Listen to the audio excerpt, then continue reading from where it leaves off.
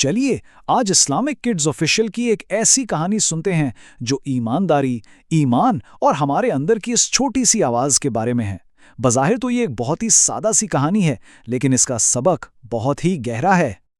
تو شروع کرتے ہیں ایک سوال سے جو ہم سب سے جڑا ہے۔ ذرا سوچئے، جب کوئی آس پاس نہ ہو، کوئی دیکھنے والا نہ ہو، تب ہم اصل میں کیا کرتے ہیں؟ یہ کہانی اسی سوال کے گرد گھومتی ہے۔ تو منظر کچھ یوں ہے کہ ایک خوبصورت سا گاؤں ہے، شام ڈھل رہی ہے اور آسمان پر نارنجی رنگ بکھرا ہوا ہے۔ دو دوست ہیں جو ابھی مدرسے سے نکلے ہیں اور اپنے گھر کی طرف جا رہے ہیں۔ اب یہ دو دوست ہیں، عبداللہ اور خالد۔ عبداللہ تھوڑا سنجیدہ سوچ میں ڈوبا ہوا، اور دوسری طرف ہے خالد، جس کی آنکھوں میں تھوڑی شرارت جھلک رہی ہے۔ دونوں کے ہاتھوں میں قرآن پاک ہے، لیکن اس شام ان کے دل انہیں الگ الگ راستوں پر لے جانے والے تھے۔ اور پھر ان کے راستے میں آتی ہے گاؤں کی ایک چھوٹی سی دکان۔ انہیں کیا پتا تھا کہ اس معمولی سی دکان میں ان کے لیے ایک کتنا بڑا امتحان چھپا ہوا ہے، ان کے ایمان کا امتحان۔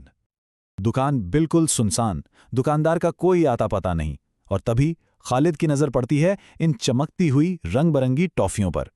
بس یہی وہ لمحہ تھا جہاں سے اصل کہانی شروع ہوتی ہے۔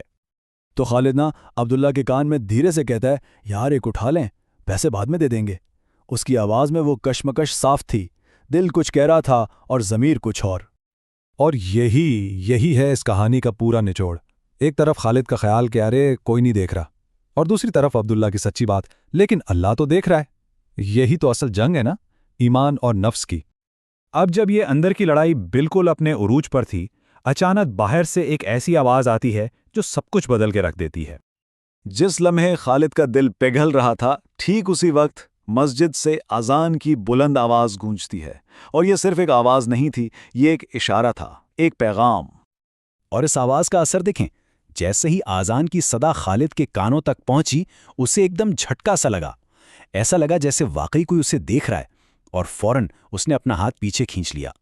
تب عبداللہ نے بہت سکون سے لیکن مضبوطی سے کہا، خالد، غلط تو غلط ہی ہوتا ہے، چاہے چھوٹا ہو یا بڑا، اور خاص طور پر جب ہمارے ہاتھوں میں اللہ کا کلام ہو تب تو اور بھی احتیاط کرنی چاہیے۔ تو پھر کیا ہوا؟ جب ایمان جیت گیا تو کیسا محسوس ہوا؟ چلیے دیکھتے ہیں کہ نیکی کے راستے پر چل کر انہیں کیا ملا۔ ان کا اگلا قدم بہت سیدھا سادہ تھا۔ سب سے پہلے اس آزمائش والی جگہ سے دور ہٹ گئے، پھر مسجد کی طرف چل پڑے، وہاں جا کر نماز ادا کی، اور ان سب کے بعد جو دل کو سکون ملا نا، اس کا مقابلہ دنیا کی کوئی ٹافی نہیں کر سکتی تھی۔ نماز کے بعد خالد کے دل میں جو ایک بے چینی سی تھی نا، وہ بالکل ختم ہو گئی۔ اس کی جگہ ایک عجیب سا پرسکون اطمینان تھا۔ یہ اطمینان اس بات کا تھا کہ اس نے بالکل صحیح فیصلہ کیا ہے۔ اور دیکھیں کہانی کتنی خوبصورتی سے مکمل ہوئی۔ وہ واپس اسی دکان پر گئے۔ اس بار دکاندار بھی وہاں تھا، اور انہوں نے اپنے پیسوں سے پوری ایمانداری کے ساتھ وہ ٹافی خریدی۔ دیکھا، خواہش کو دبایا نہیں بلکہ صحیح طریقے سے پورا کیا۔ ان کی اس ایمانداری پر دکاندار نے بھی ایک بہت گہری بات کہی، ایک ایسی بات جو اس کہانی کے سبق کو اور بھی واضح کر دیتی ہے۔ تو اس پوری کہانی کا، اس چھوٹے سے واقعے کا اصل سبق کیا ہے، اس کا نچوڑ کیا ہے؟ آئیے اس پر بات کرتے ہیں۔ دیکھیں، کچھ اہم باتیں ہیں جو ہم یہاں سے سیکھ سکتے ہیں۔ پہلی اور سب سے ضروری بات، اللہ ہر وقت ہر جگہ دیکھ رہا ہے، بھلے ہم اکیلے ہی کیوں نہ ہوں۔ دوسری بات، ہمارے ایمان کا اصل ٹیسٹ آزمائش کے وقت ہی ہوتا ہے۔ تیسری چیز، شیطان تو ہمیشہ کوشش کرے گا کہ ہمیں بھٹکا دے، لیکن قرآن اور ہمارا ایمان ہی ہماری حفاظت ہے۔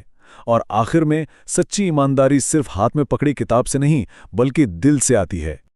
اور آخر میں ان دونوں دوستوں نے اپنے آپ سے ایک وعدہ کیا، ایک عہد کیا کہ ہاتھ میں قرآن ہو یا نہ ہو، یہ ہمیشہ یاد رکھنا ہے کہ اللہ دیکھ رہا ہے، اور وہی ہے جو ہمیشہ صحیح راستہ دکھاتا ہے۔